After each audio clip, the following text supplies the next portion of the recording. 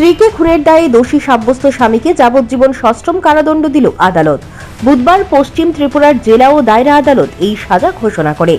আদালত চত্বরে একথা জানিয়েছেন সরকারি আইনজীবী। তিনি বলেন, এডিনগর এলাকার বাসিন্দা গৌতম চক্রবর্তী পারিবারিক কলহের জেরে তার স্ত্রীকে দা এবং অন্যান্য ধারালো অস্ত্র দিয়ে খুন করেছে। ঘটনা 2020 সালের 8 মে রাত আনুমানিক 9:30 থেকে 12:30টার মধ্যে। এই সময়ে পারিবারিক কলহের জেরে গৌতম চক্রবর্তী তার স্ত্রীকে খুন করে ঘরে ফেলেই পালিয়ে যায়।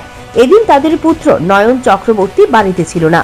পরের দিন ছেলে এসে মায়ের বিছানায় রক্তাক্ত মৃতদেহ দেখতে পায়। খবর পেয়ে ছুটে আসে এডিনগর থানার পুলিশ। এই মামলায় মোট 18 জনের সাক্ষ্য বাক্য গ্রহণ করে আদালত। এরপর মঙ্গলবার পশ্চিম ত্রিপুরার অতিরিক্ত জেলা ও দায়রা বিচারক সুনীল কুমার সিং গৌতম চক্রবর্তীকে দোষী সাব্যস্ত করে। বুধবার তার সাজা ঘোষণা করেছেন। যাবজ্জীবন সশ্রম কারাদণ্ডের পাশাপাশি 10,000 টাকা আর্থিক জরিমানা আদায় করে। জরিমানা অনাদায়ে আরও 6 মাস অতিরিক্ত হাজতবাসের নির্দেশ দিয়েছে আদালত। আজকে এডিশনাল ডিস্ট্রিক্ট অ্যান্ড সেশন জাজ কোর্ট নাম্বার 5, এই কোর্টটা হলো ফার্স্ট ট্র্যাক কোর্ট। কোর্টের মাননীয় বিচারপতি সুনীল কুমার সিং স্ত্রী হত্যার দায়ে আসামি গৌতম চক্রবর্তীকে গতকালকে দোষী সাব্যস্ত করছিলেন। আজকে তার সাজা ঘোষণা হয়। সাজাতে যাবজ্জীবন সশ্রম কারাদণ্ডের আদেশ দেন এবং 10,000 টাকা জরিমানা করেন এবং অনাদায়ে আরও 6 মাসের অতিরিক্ত সশ্রম কারাদণ্ডের আদেশ উনি প্রদান করেন। ঘটনাটা ঘটছিল 2020 সালে। 2020 সালের আপনার 8/5/2020 রাত্রেবেলা 9:30 থেকে 12:30টার ভিতরে ঘটনাটা ঘটে। এই গৌতম চক্রবর্তী তার স্ত্রী অনিমা চক্রবর্তীকে ব্রুটালি মার্ডার করে, দা দিয়া ভাইয়া হত্যা করে। এবং ওই দিন তার ছেলে বাড়িতে ছিল না, নয়ন চক্রবর্তী পরের দিন সকালবেলা গিয়ে দেখতে পারে তার মার খাটের উপরে মৃতদেহ পড়ে রয়েছে এবং রক্তাক্ত অবস্থা। তার বাবা তখন ঘরে ছিল না, পালিয়ে গেছিল। পরবর্তী সময় পুলিশ বাবাকে অ্যারেস্ট করে নয়ন চক্রবর্তী এডিনগর থানায় একটা কেস করে, যার কেস নাম্বার ছিল 36/2020।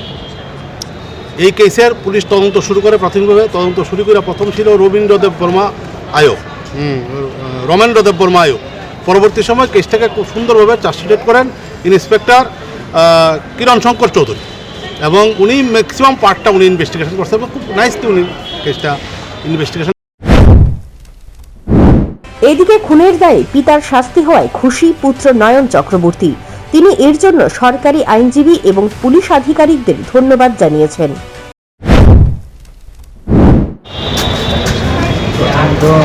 রবীন্দ্র স্যারকে ধন্যবাদ, এইভাবে পরিশ্রম করে আমার বাবাকে সাজা দেওয়ার জন্য, খুনিকে সাজা দেওয়ার জন্য। এটাই স্যার থেকে প্রচণ্ড পরিমাণে আশা ছিল। আপনার নাম? স্ত্রীকে খুনের দায়ে স্বামীর যাবজ্জীবন সশ্রম কারাদণ্ডের সাজা ঘোষণা হতেই খুশি মৃতার বোন সহ বাপের বাড়ির লোকেরা। Bureau report, news prime Tripura.